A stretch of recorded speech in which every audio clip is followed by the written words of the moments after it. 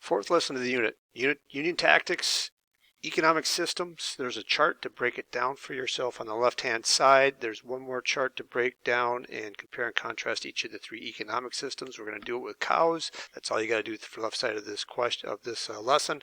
Here we go. Remember, boom and bust cycles in the late half of the 19th century.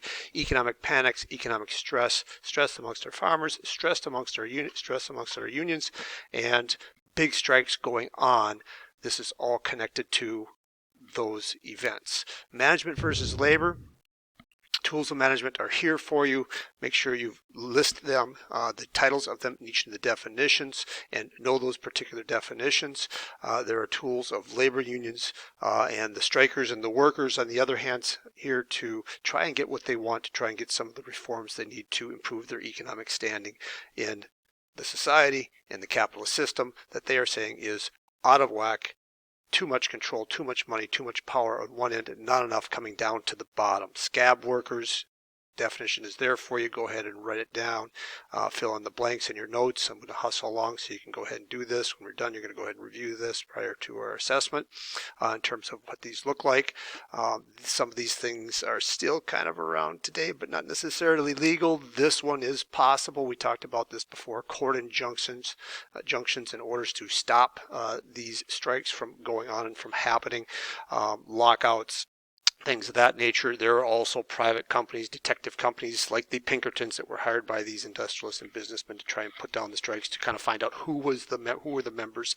Essentially, the Pinkertons were kind of the bodyguards and also spy agency for Abraham Lincoln during the Civil War, and so they had a vast network of eyes and ears to kind of find out who was in the lead of things and what they were planning and what they were doing on the labor union side to try and counteract that from the management side. Strikes, obviously, boycotts, don't buy the goods of companies that aren't paying us well, treating us well. Cooperatives, populist farmers use that. Labor unions, workers also did it as well to try and avoid the high prices of goods. Sometimes business and industries forced labor workers to buy from a company store, for example, and they would get some of their money back that way. Sometimes there were company towns as well, like with mining companies especially, where people would have to actually live in facilities built and controlled by the company, and then they would take the rent and wouldn't see the money because they took the money out of their paycheck to charge the rent. Collective bargaining, again, is that right they're all trying to get. They don't really have, as unions do not have that protection. A closed shop was utilized to try and make sure that only those people working in a particular industry were members of the union. Wildcat strikes were a dangerous thing for union leaders, though. Sometimes particular strikers would just say, or the workers would just say, forget the union leadership, we're going on strike. What we're doing right now is not working. And so it got a little out of control. It was called a wildcat. So two-cow explanation of capitalism, socialism, and communism. A little bit of tongue-in-cheek in here with this, utilizing cows.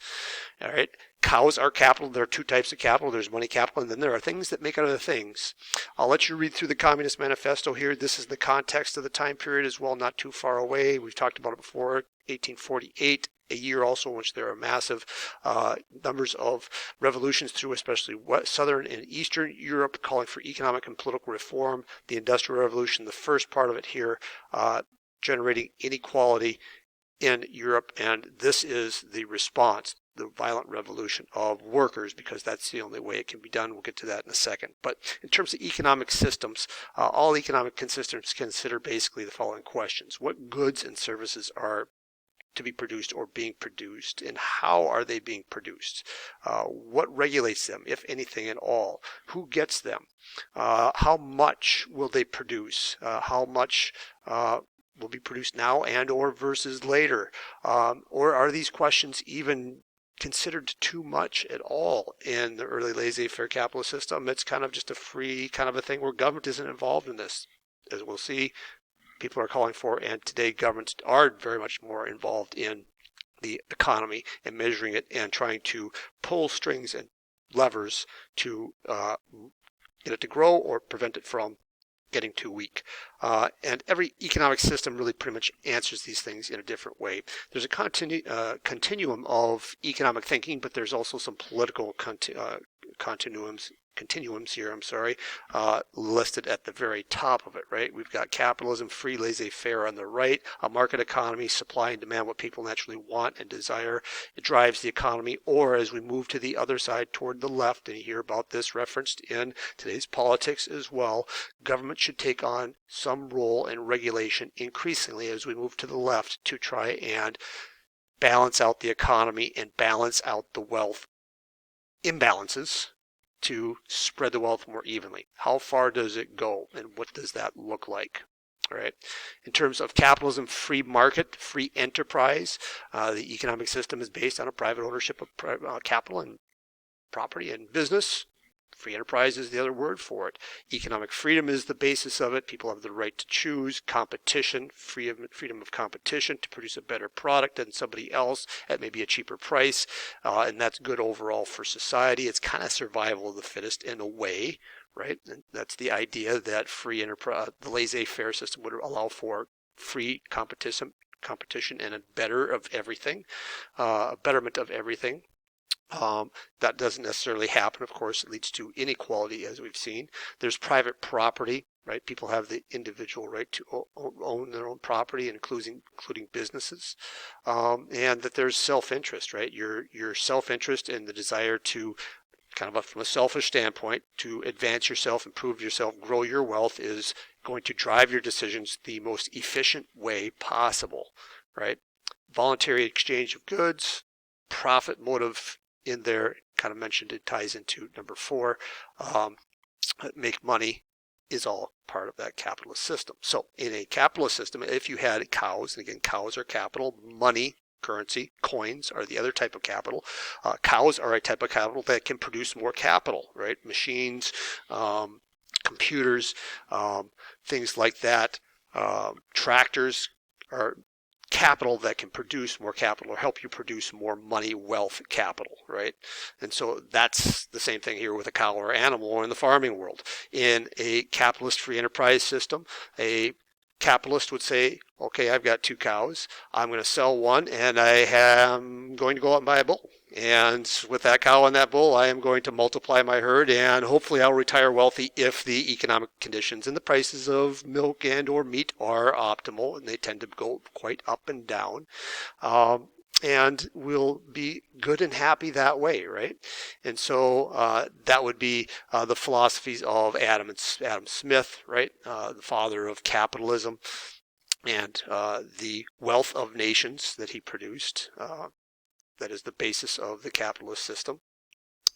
Alexander Hamilton would be in that world as well.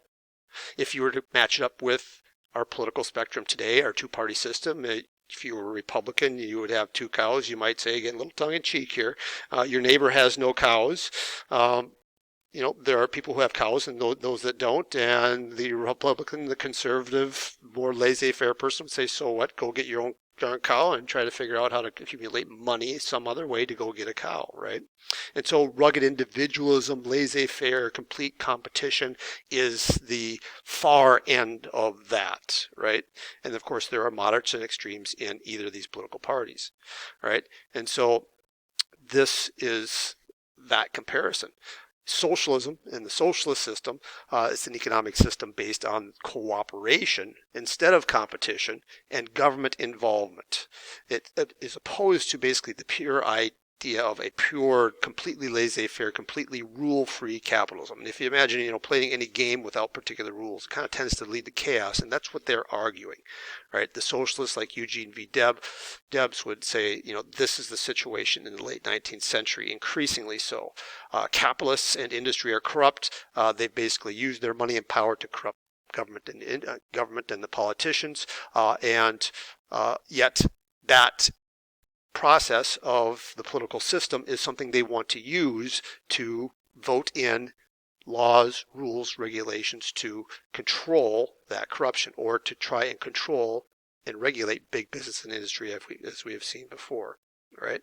They do talk about and promote the idea that there should be government ownership of some key essential industries like railroads, coal mines, the telephone telegraph companies of that time period. Today you might think of a particular thing that is promoted by the democratic socialist left right? The far left especially, in terms of health care, controlling the production, setting wages, minimum wage, distribution of goods, things like that. Government should be involved with that, right?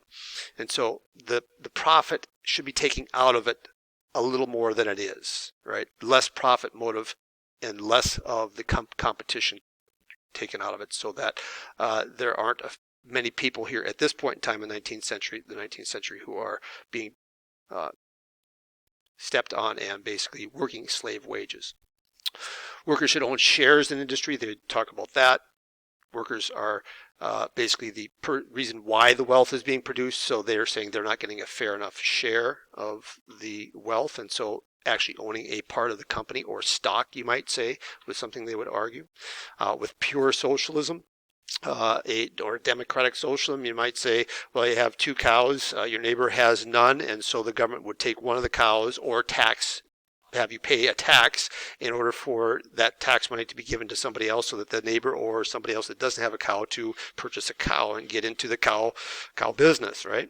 And so that's kind of where they would be with that. Again, it's an aspect of partial regulation or ownership of the means of production, right? And for capitalists, free enterprise, laissez-faire individuals, that's a scary thing. Now, relating it to where we're at in our two-party system, the Democrats might say, if your neighbor has none, you feel guilty kind of for that particular person being successful, or you have the sense that, we want greater economic equality, so that economic equality doesn't result in great despair or economic stress to the degree to which we have social upheaval and revolutions. They quite often get connected to economic stress, and so to keep things balanced and things from going from one extreme to another, you might vote people in office who tax your cows, forcing you to sell one and raise your money to pay the tax. Again, a little tongue-in-cheek here with this, right?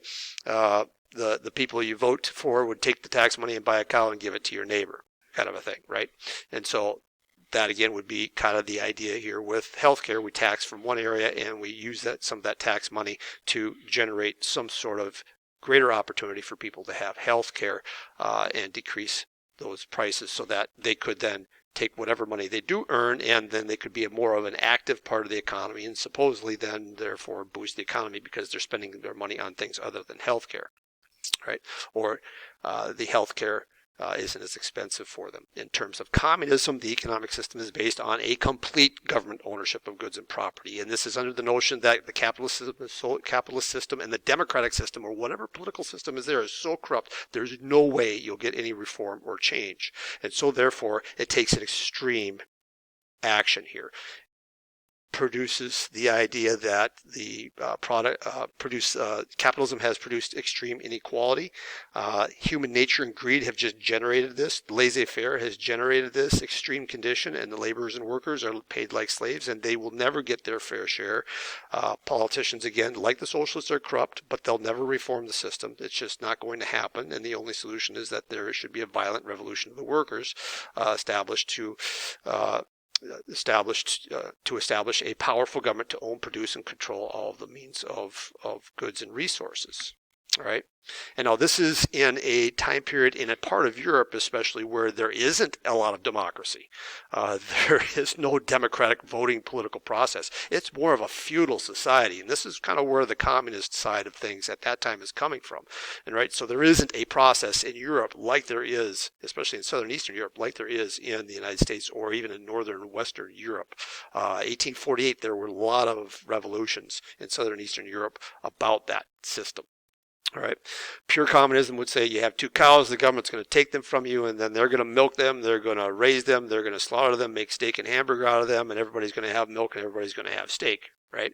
And that's the only way it can be. But you're going to have for a while some radical, all-powerful dictator to force it to happen, because human nature says nobody's going to give up their cows and freely give it to somebody else because somebody else doesn't have and is starving to death, right, and suffering. And so that's that other extreme. And so there is a differentiation between the socialism and the communism, and we'll see that when we get into our next unit, the progressive era. There are going to be regulation type-minded people that are somewhere close to the socialist, democratic socialist mindset, but not quite there, right? And we'll talk about that. One union, again, I know we've talked about it before, to remember and take note of here, that develops out of this, that promotes that radical rising up of the workers and use of force, because the system is just so corrupt, is that organization called the International Workers of the World. The Wobblies is their nickname. Eugene V. Debs, leader of the presidential candidate for the Socialist Party of America, later on in 1900 and throughout the early 20th century here, is going to be one of the co-founders. They are going to try to organize skilled and unskilled workers globally, right? So this is different from the AFL, which is skilled, different from the Knights of Labor, which was, similar to the Knights of Labor, which tried to get everybody into one big union, but this is more on a global concept. And so this is also in a time period where, in the same year, 1905, the guy Lenin tries to, in Russia, overthrow the monarchy there, fails in his first attempt, is expelled, but that event and that kind of thing is going on. And so this was a very scary thing, and it didn't have a lot of support in the United States or northern western countries, because of the fact that they're just considered to be too radical, and they spoke too much about using physical force to get this change to happen. So bottom line, employers hated and feared unions. Government also was basically on their side. They feared that this radical mindset, if you gave an inch, it would go to the extreme mile. If we gave into some socialist views, we gave into giving up some of the means of production. Eventually, where would it end? If we have railroads owned, eventually it would lead to something else being owned, and that kind of thing. And we would lose laissez-faire, we would lose capitalism, free enterprise, and we would lose democracy in the process. And so this was an extremely fearful thing for the average American. The average American really is pretty laissez-faire. It's pretty deeply entrenched, but increasingly they're going to call for more regulation of government. There's a little bit in Unit 3. Unit 4, when we get the progressive era, we're going to see a lot of it more. And then later on with the Great Depression, a lot of it more after that. So these labor strikes that we've talked about before, again, they tend to be violent. They tend to be associated with the anarchists and radical ideology, and so therefore they're stepped on pretty harshly. So that is the lesson with cows. There's your chart again for the left-hand side.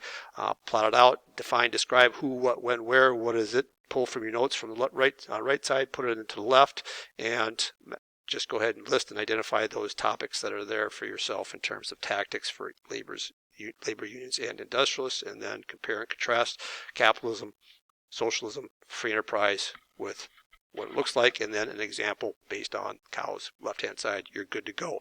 That is something you'll definitely be asked to understand and know and show an understanding of on the OC exam. Have a good day. Keep making the hay.